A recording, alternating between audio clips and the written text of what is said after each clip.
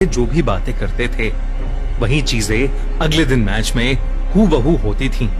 14 मार्च साल 2000 पुलिस उन दोनों के बीच एक कॉल को सुन रही थी जब संजीव ने कॉल पर हैंसी का नाम भी ले लिया।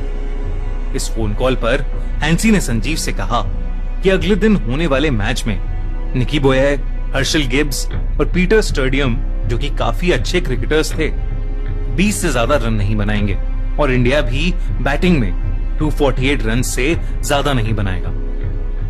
अगले दिन ठीक वैसा ही हुआ और साउथ अफ्रीका के वो प्लेयर्स 20 से कम रन बनाकर आउट हो गए। पुलिस ने सारे सबूत होने के बावजूद भी कोई एक्शन नहीं लिया और उस क्रिकेट सीरीज के खत्म होने का इंतजार किया। सीरीज के बाद पुलिस ने एक केस फाइल किया और उन सारी कॉल्स को प्रूफ की तरह मीडिया के सामने पेश किया। इस केस ने इंडिया और साउथ अफ्रीका दोनों में ही हंगामा मचा दिया। 8 अप्रैल साल 2000 United cricket board of south Africa की ऑफिशियल स्टेटमेंट आई जिसमें हैंसी क्रॉनिये ने इन सभी सबूतों और मैच फिक्सिंग के केस को झुठला दिया, लेकिन हैंसी की स्टेटमेंट का किसी पर कोई असर नहीं हुआ और साउथ अफ्रीकन गवर्नमेंट ने उनके अगेंस्ट एक इंक्वायरी कमीशन बिठाई। हैंसी के ऊपर हर तरफ से बहुत ज्यादा प्रेशर आने लगा क्योंकि सारे सबूत उनके खिलाफ थे। 11 अप्रैल को हैंसी क्रॉनिये को साउथ अफ्रीकन क्रिकेट टीम से निकाल दिया गया क्योंकि उन्होंने कन्फेस किया कि वो पूरी तरह से ईमानदार नहीं थे और उन्होंने संजीव चावला से कई डील्स की थी। उसी साल 7 जून को इंक्वायरी कमीशन की प्रोसीडिंग स्टार्ट हुई जिसमें पता चला कि Herschelle Gibbs, spinner Henry Williams और साथ में साउथ अफ्रीका के कुछ और प्लेयर्स को हैंसी द्वारा पैसे ऑफर किए गए थे।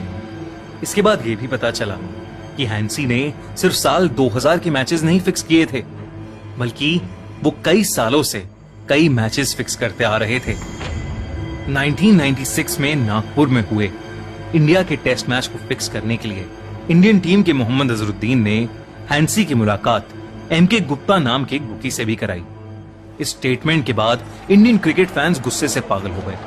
फैंस का बढ़ता गुस्सा देखकर ये केस सीबीआई को दे दिया गया।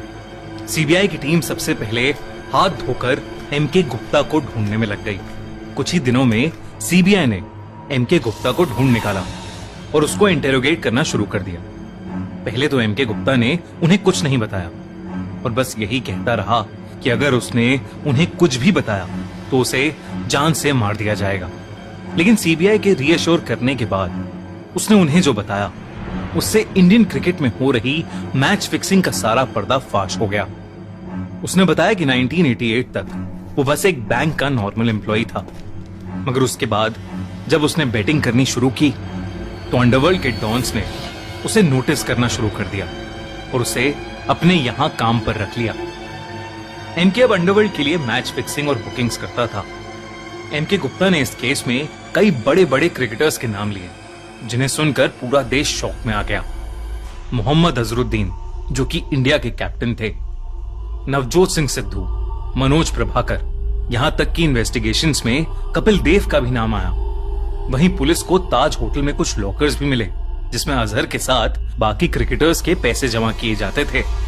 सीबीआई ने अक्टूबर में अपनी रिपोर्ट यूनियन स्पोर्ट्स मिनिस्टर के सामने पेश की और सीबीआई इस नतीजे पर पहुंची कि इंडिया में बहुत ही बड़े लेवल पर मैच फिक्सिंग की जा रही है। बीसीसीआई ने उन सब क्रिकेटर्स पर हमेशा के लिए बैन लगा दिया जिनका नाम साफ साफ बीच में उठ रहा था, पर करप्शन की वजह से सारे क्रिकेटर्स जो इस स्कैम में इन्वॉल्व थे बच गए।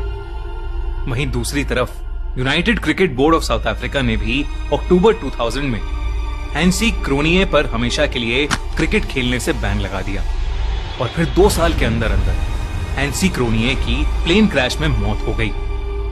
क्या इसके पीछे भी कोई क्रिमिनल था? क्या इसके पीछे अंडरवर्ल्ड था? क्या हैंसी क्रॉनिये किसी और बड़े इंसान का नाम रिवील करने वाला था, इसलिए उसे इस ढंग से मार दिया गया?